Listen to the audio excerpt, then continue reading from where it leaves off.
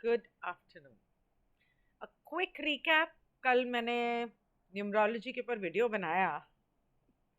उसका एक छोटा सा हिस्सा क्या हुआ कि मैंने यहाँ से पॉज दबाया पानी लेने के लिए, और वापस आके मैंने सोचा मैं रिकॉर्ड कर रही हूँ, लेकिन वो बंद हो गया, पता नहीं क्यों। जनरली ऐसा होता तो नहीं है। तो एक छोटा सा हिस्सा रह गया था, तो मैं उसी के बारे में बोलना चाह रही थी।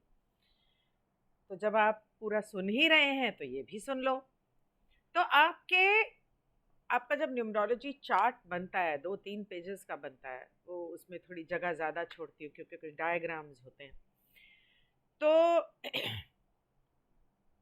न्यूमरोलॉजी में, एस्ट्रोलॉजी में तो आपको बताते हैं, हाँ ये होगा, वो होगा, तुम्हारा ग्रह इसको नज़र नीच का, उच्च का, ब्ला ब्ला ब्ला, तो तुम्हारा नेचर बता देंगे, वगैरह वगैरह।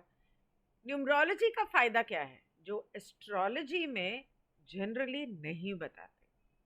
अब आपको, आप पैदा हुए हो, हम सब जानते हैं कि हमारी जिंदगी जो है वो एक सफर है। एक सफर जिसके ऊपर हमारी आत्मा निकली है।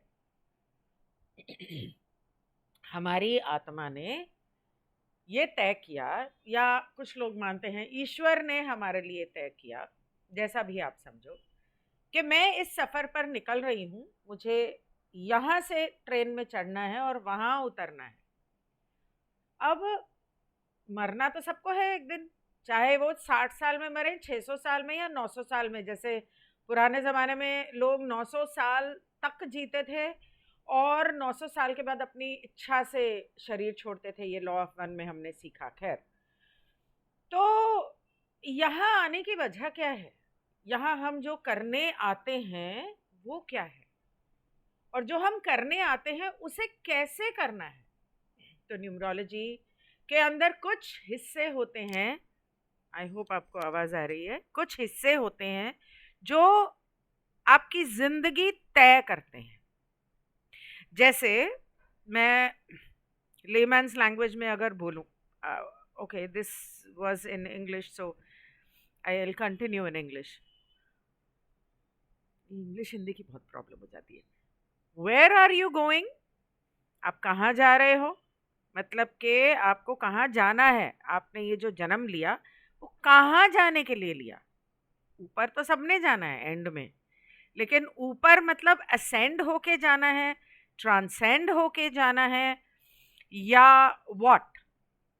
नंबर 2, कहा जाता है कि हमारी जिंदगी 3D में एक स्कूल है जहां हम सीखने आते हैं। ये तो हमने लॉ ऑफ वन में भी सुना है। इसके अलावा हम यहाँ क्या सीखने आ रहे हैं?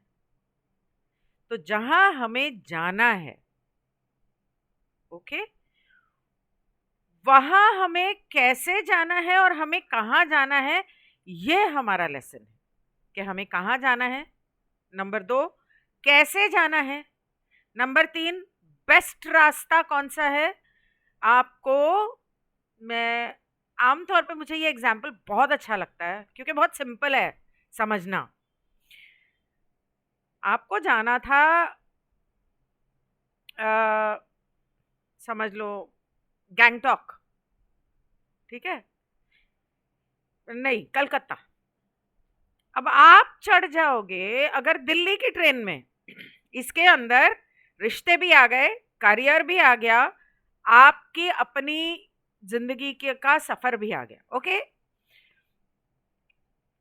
आपको जाना है कलकत्ता सॉरी, आप चढ़ जाओगे दिल्ली की ट्रेन में, तो कलकत्ता कैसे पहुंचोगे? तो आप खोए खोए से रहोगे। ठीक है। अब ईश्वर चाहता था कि आप फ्लाइट से जाओ। अब आप चढ़ गए ट्रेन में, तो वो जो 2 घंटे का सफर था या 3 घंटे का सफर था, उसमें 2 दिन तो जरूर लगेंगे। रुक रुक के हर स्टेशन पे ट्रेन जाएगी, और ऐसी ट्रेन में बहुत सारे लोग चढ़ेंगे, परेशान करेंगे, और फिर उतर भी जाएंगे। तो जिंदगी में जनरली जब लोग आपकी जिंदगी में आते हैं तो वो उतरने ही वाले हैं किसी ना किसी स्टेशन पे। तो जब ट्रेन में आप बैठते हो तो लोगों से झगड़ते नहीं, उनके साथ अटैचमेंट्स क्रिएट नहीं करते। Look who's talking. और उनके साथ गुस्सा नहीं होते, उनको प्यार नहीं करते।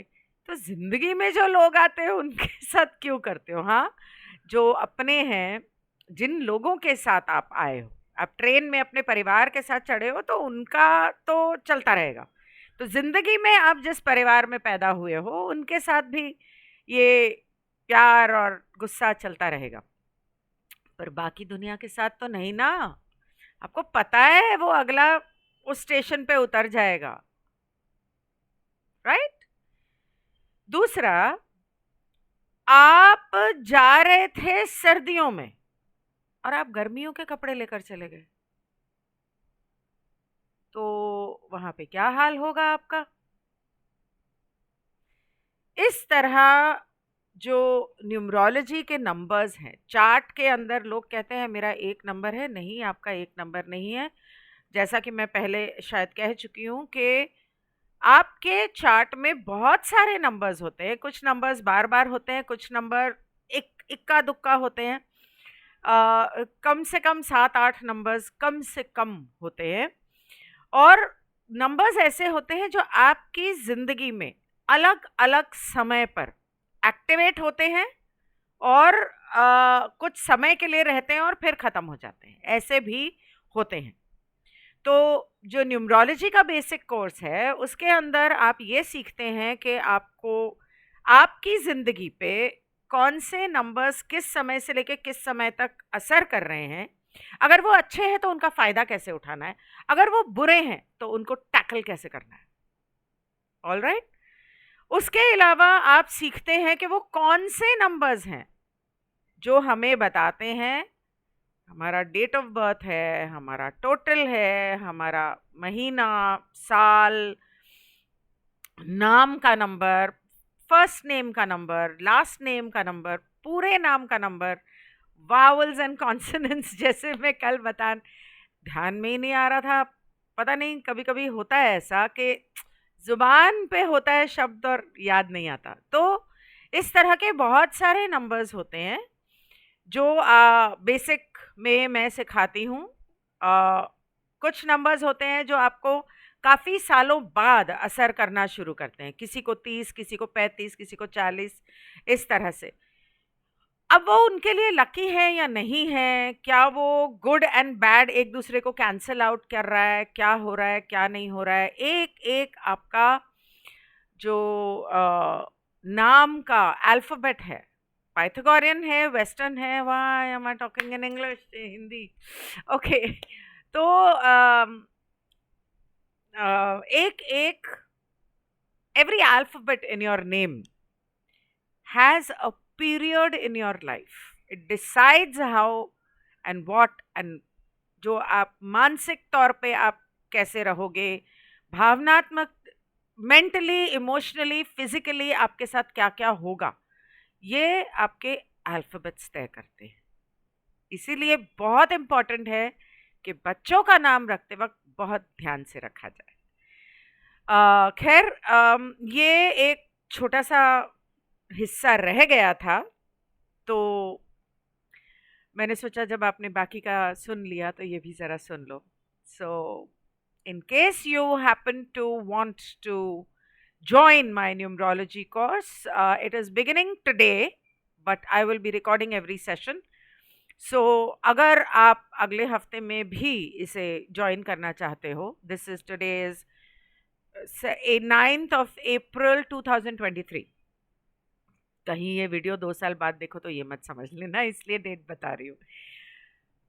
Oh, very interesting. 7 and 4 is 11 and 9 and 11 is 20.